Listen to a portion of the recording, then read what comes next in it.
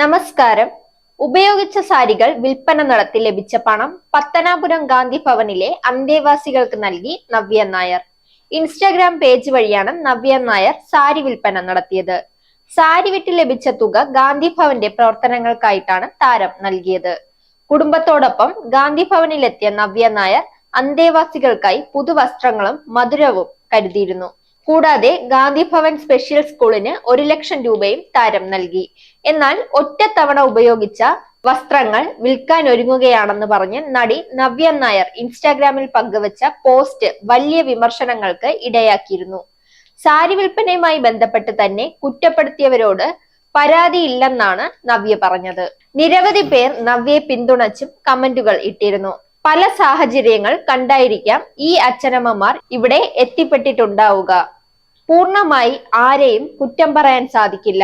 എല്ലാ തെറ്റിനും ശരിക്കും അപ്പുറം നമുക്ക് മനസ്സിലാക്കാൻ കഴിയാത്ത എന്തൊക്കെയോ ഉണ്ട്.